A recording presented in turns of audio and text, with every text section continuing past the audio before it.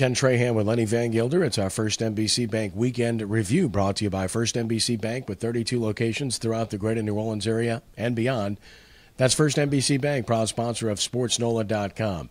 We can talk about a lot of local stories and entities, but we've got to start with the world story, the World Cup, and a remarkable game between the United States and Portugal, which had everything in it. Drama galore. The United States essentially gave away a goal early in the game.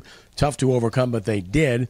Got the equalizer, got the go-ahead goal, and then the latest goal ever scored in World Cup history results in a tie. What an excruciating way to lose 2 points, Lenny. At the same time, this was a great game.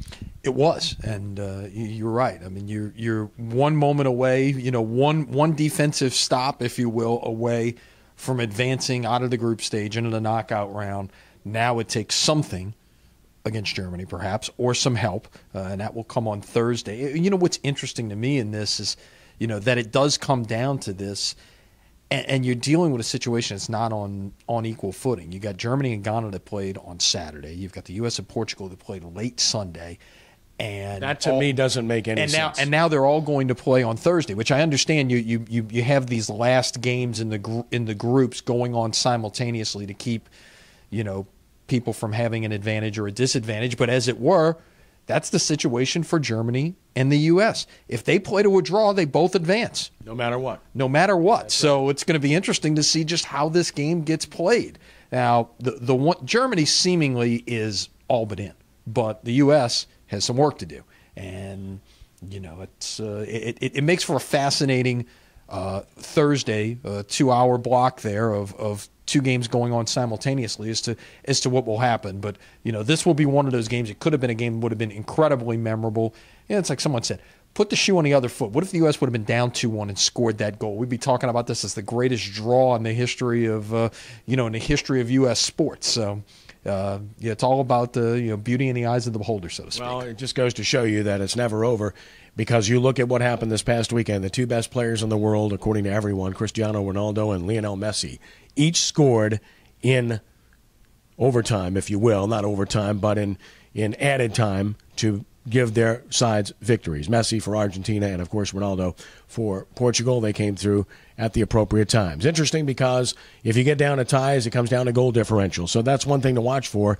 If the U.S. would lose to Germany, say, by a goal, and Ghana would win by a goal in their game against Portugal, you'd have a dead even tie between the U.S. and Ghana, which then would revert to head-to-head. Well, you've also got a coin toss that comes in there, too, which is fascinating. Bizarre. Potentially. Yeah, I mean, you've got, depending on how how this tie ends up getting broken. So a lot of things in play, and it'll play itself out on Thursday. All right, we'll be following it. You can read about it at SportsNola.com.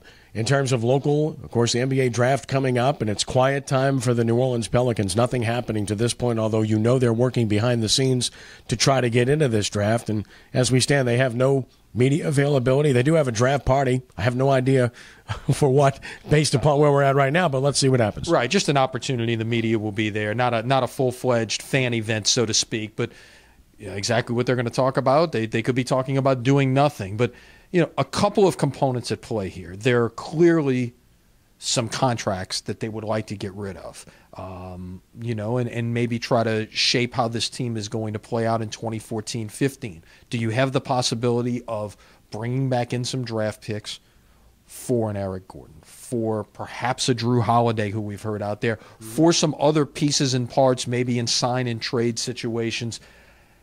Those things are all in play, and that's the difference between the NBA and, say, the NFL. All these things seem to get tied around draft day, including players, and you don't see that as much. You don't see big names getting traded on draft day in the NFL, but you do in the NBA. And the other thing that's bizarre about it is, even if it happens on Thursday, Dell Demps isn't going to be able to talk about it because it's not going to become official until sometime after the new league year starts in July. So, someone out there may end up making a pick for the Pelicans on Thursday night.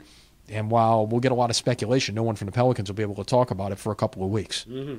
Then where the Saints are concerned, all quiet on the southern front, except for one little ruling that we're waiting on right now, which obviously would become a top story not only here, but reverberations to be felt all around the country and all throughout the NFL. And that could come at any time on Jimmy Graham.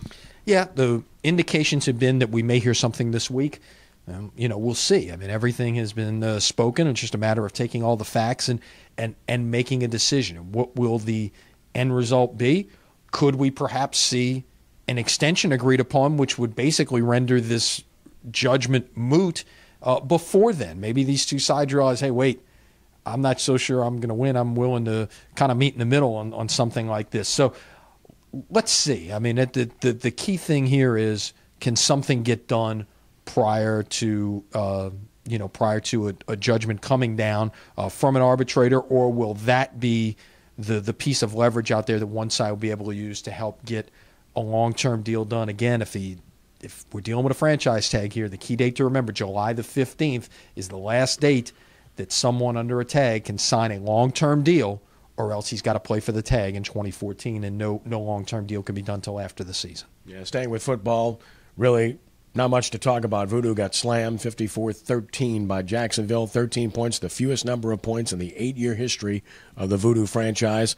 5 straight losses, out of the playoffs. Enough said. They've got to play it out, basically. You got to play it out. That's what happens. You're professionals. You got to play it out. Zephyrs, of course, been in the midst of a homestand, in first place.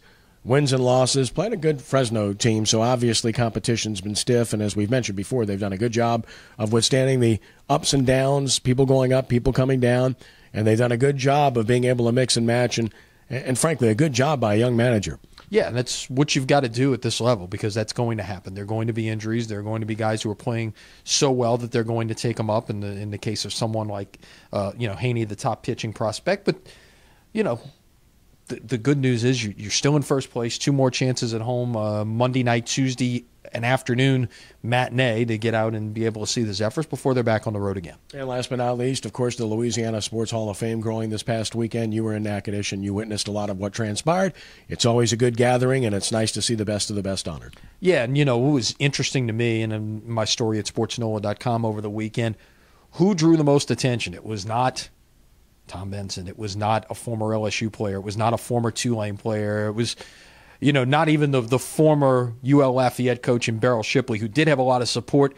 It was the high school track coach, the first high school track coach ever inducted into the Hall, Pete Boudreau from Catholic High, who literally had tables upon tables of supporters just to emphasize the number of lives that he touched in the span of nearly 50 years, and still going, I might add, as a high school coach. And, a lot of what we cover on this site is rooted at the high school level, and that is good to see that, there's an appreciation for what he has done with 41 state championships and just those numbers of lives that he has touched over the years. And check out our high school football previews as we continue to post them daily here. You'll see a whole bunch of them starting Monday throughout the course of this week, and as we move on toward the upcoming high school football season, all at sportsnola.com. That's our weekend review brought to you by First NBC Bank with 32 locations throughout the greater New Orleans area and beyond. That's First NBC Bank, proud sponsor of sportsnola.com. Have a great weekend. All right, we'll see you later this week. Have a great week, too. Yes. Have a great everything. Absolutely. You got it. For Lenny, I'm Kenny. You have a great week, too. God bless you.